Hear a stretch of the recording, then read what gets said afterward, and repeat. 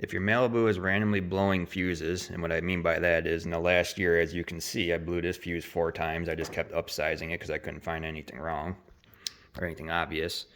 And then the second symptom is eventually it starts to sound like the pinion gear is not disengaging as quickly as it should. It has no issues engaging, but it's like it's hanging there too long.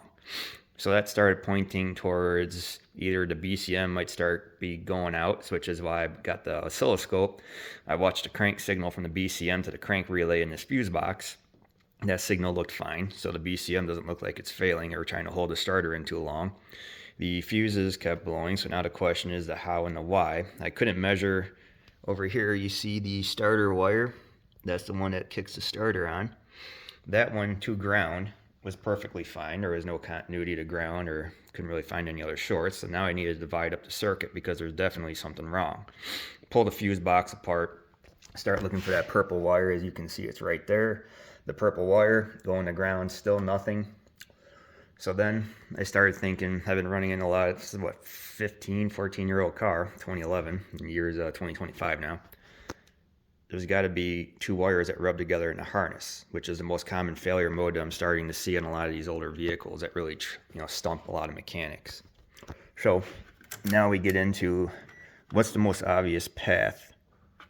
Well, that one's actually going to be right, it's already shorting out still right now, but see that black wire?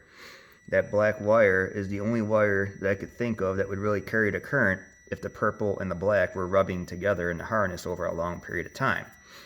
Because there's no damage to them, but the fuses are blowing. I had 60 amp fuses in here, which is twice what it should be.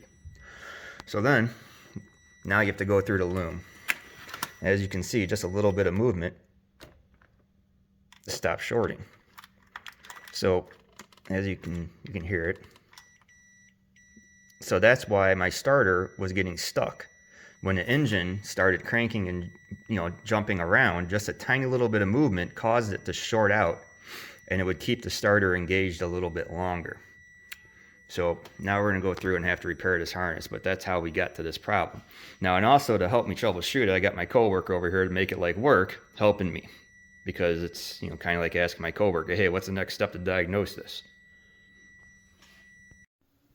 So we found the problem in the wiring that was shorting out for the starter. That bolt that holds the transmission cover on, as you can see, the wire was rubbing there, and that's why the starter fuse would randomly blow every once in a while from the vibrations on crank. So now that I figured it out doing it the hard way, I'll show you the quick and easy way that you can check your car.